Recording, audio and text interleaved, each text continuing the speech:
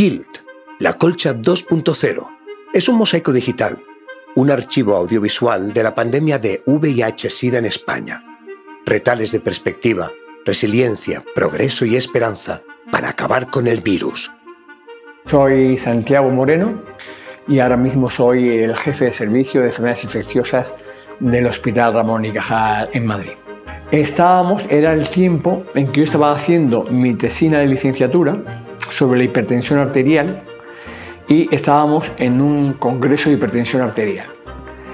Y pues ya sabes, los que se dedican a una cosa creen que es la cosa más importante del mundo. Y entonces era una conversación en la cual se echaba de menos el dinero para investigar en hipertensión arterial.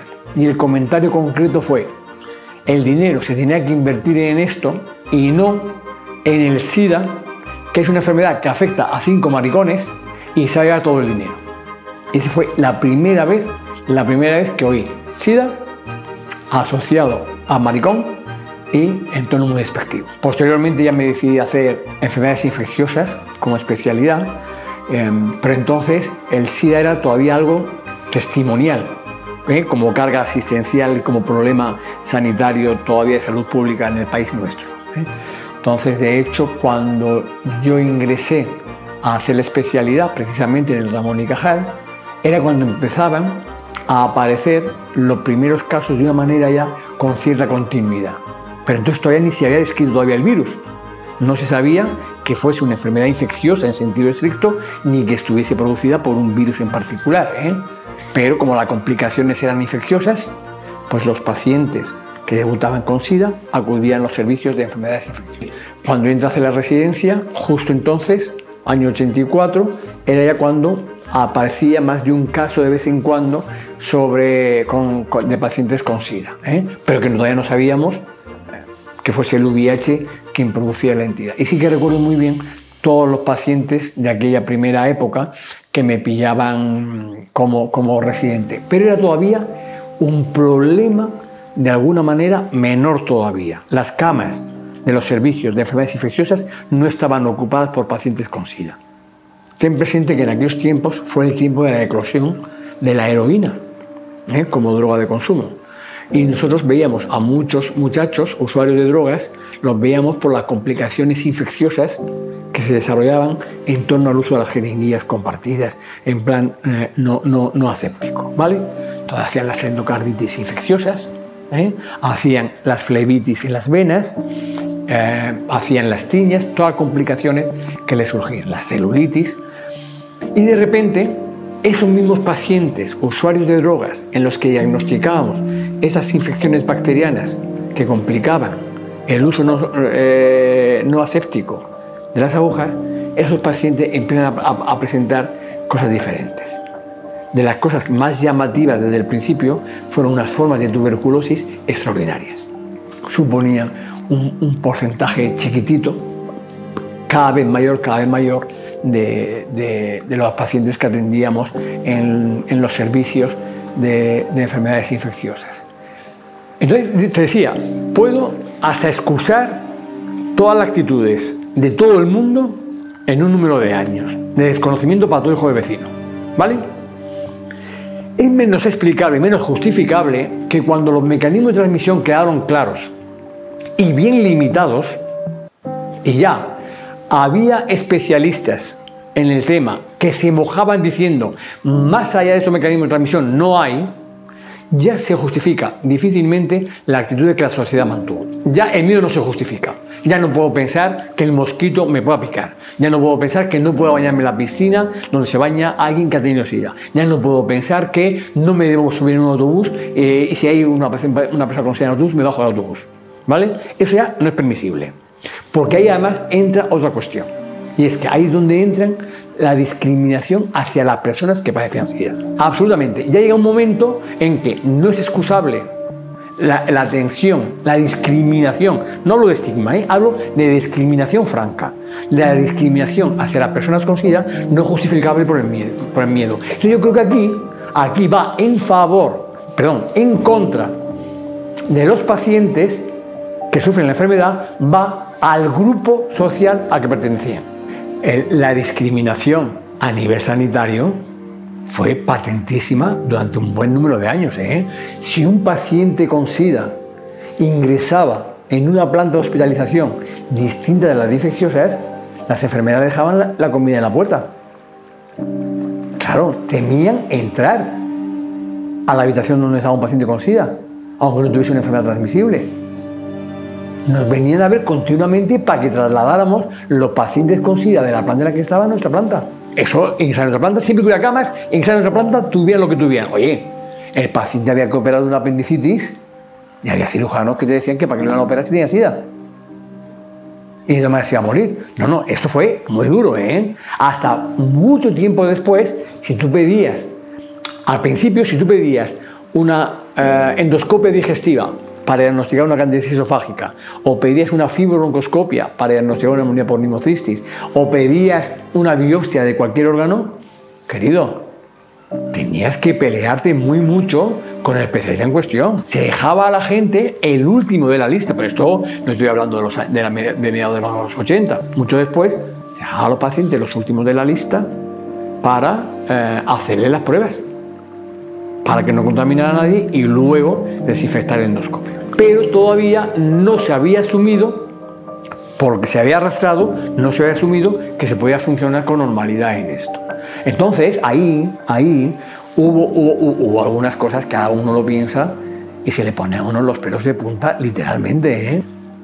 Había miedo al contagio en el medio sanitario, por accidentes laborables con productos biológicos que se pueden infectar. Esto llevaba, por ejemplo, a que se dio, fíjate, esto estaba normalizado, se dio la orden de que los cirujanos operasen con doble guante.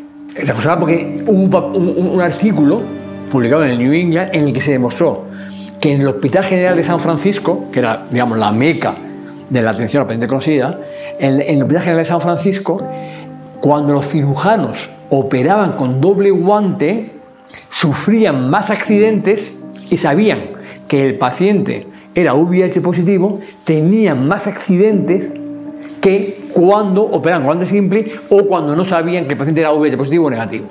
Pero había otra historia que era que las muestras biológicas, sangre, orina, biopsias, líquido cefalorraquídeo, todas las muestras biológicas de personas con el VIH, había que distinguirlas para evitar que en su manipulación pudiera haber un accidente y el trabajador sanitario no se enterara. Entonces, para que el trabajador sanitario llevara especial cuidado y además pudiera identificar en caso de accidente que era una muestra potencialmente infectiva, se decidió distinguir esas muestras y se ponía una pegatina roja, un círculo rojo grande en el volante de las muestras de estos pacientes.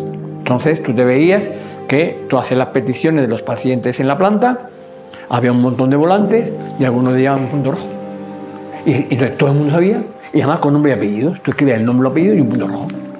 Con lo cual todo el mundo sabía que esa persona tenía SIDA, ¿sabes? Y entonces, bueno, aquello por parte de los pacientes y de las organizaciones motivó toda queja de todo tipo, y por parte de los que estamos sensibilizados con el problema igualmente protestábamos. Esto era tan desastroso que a nivel internacional hubo que poner una solución, y fue entonces cuando se elaboró aquellas normas de precaución universal, significando lo de precaución universal que todas las muestras biológicas de todos los pacientes tienen que ser tratadas como potencialmente infectivas. ¿Por qué? Porque tú sabes que esta persona tiene VIH, virus C o hepatitis B, que son todos transmisibles, pero no sabes que tal la tenga. Entonces, es una tontería manejar de manera diferente esas muestras que las de esto. Entonces, desde entonces se estableció los contenedores para echar los productos, se inventaron las jeringuillas que se pueden descargar la jeringa sin necesidad de recampuchar, y entonces ya desde entonces se aplican de manera universal en todo el mundo las precauciones universales en el manejo de muestras biológicas.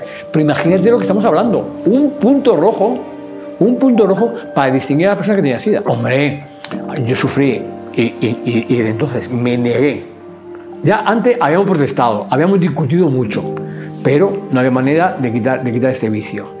pero ya una vez me ocurrió que a una paciente a la que yo quería mucho, una señora extraordinaria, por llevar el punto rojo en uno de los volantes que le pedí, dio la casualidad que, a tener unos apellidos raros, un auxiliar de laboratorio le llamó la atención y al ver su muestra vio que aquella mujer que ella creía conocer por el nombre y el apellido tenía un punto rojo.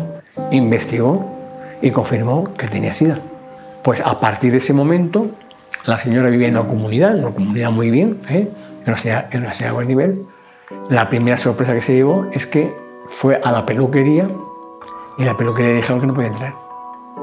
Y ella se sorprendió, no entendió por qué. ¿Sabes? Va al supermercado y dice al supermercado que no puede entrar. Y empezaron a ponerle, la señora estaba en un estadio ya más bien avanzado, empezaron a dejarle amenazas y anónimos en su buzón, en el buzón de su casa. Yo tuve oportunidad de verlos porque iba a verla luego ya a su casa, tuve oportunidad de verlos, el buzón lleno de anónimos y de amenazas instándola a que se tenía que ir de ahí.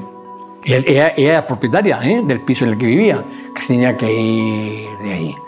Y entonces me pareció tan absolutamente desproporcionado, indeseable la situación, que desde aquel momento dejé de poner punto rojo.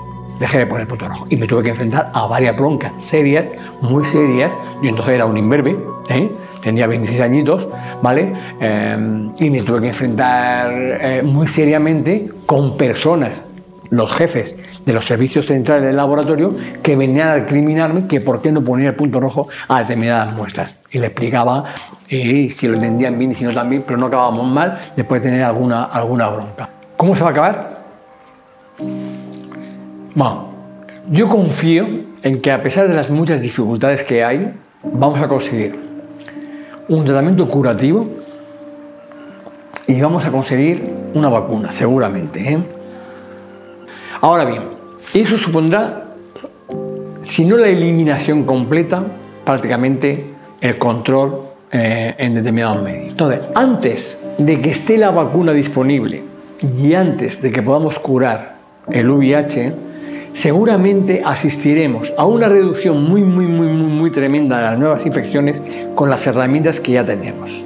Si entre la población, las personas susceptibles de infectarse, lo que trabajamos en el medio sanitario y luego lo que trabaja en la administración, somos diligentes, tenemos ya herramientas que nos permitirían hacer que las nuevas infecciones se reduzcan a prácticamente cero. Sí, para la gente jovencita, nueva, que además puede iniciarse en las relaciones sexuales, ellos tienen que entender que hay infecciones que se transmiten por vía sexual y una de ellas en particular no tiene curación. No es lo mismo cogerse, por grave que sea, una gonococia, una clamidia, una sífilis, un herpes, que cogerse el VIH. En realidad, todas las pandemias, todas las nuevas enfermedades transmisibles nos ponen un espejo para la sociedad. La de SIDA especialmente, porque no solamente era un agente transmisible, sino que además afectaba a colectivos de alguna manera marginales. El estigma ha ocasionado mucho sufrimiento y lo sigue ocasionando, mucho sufrimiento, y seguro que de manera directa o indirecta ha matado a gente. Ese cáncer rosa, el cáncer gay, sabes que es el nombre que originalmente se le dio al sarcoma de Kaposi, ¿no? Las lesiones cutáneas, el tumor que padecían los pacientes con SIDA y que supuso la descripción de los primeros casos de SIDA en Nueva York. Y así se le llamaba el cáncer rosa, el cáncer gay. Insisto, a acusar de manera no justificada a las personas que enferman. Activa las notificaciones, dale un me gusta y comparte este archivo con tus amigos para ayudarnos a mantener vivo el pasado, abrazar el presente y construir un futuro que ponga fin a la pandemia del VIH. Soy María José Fuster, soy una mujer con VIH desde hace más de 3 décadas y soy doctora en Psicología Social y trabajo en la respuesta al VIH desde toda mi vida.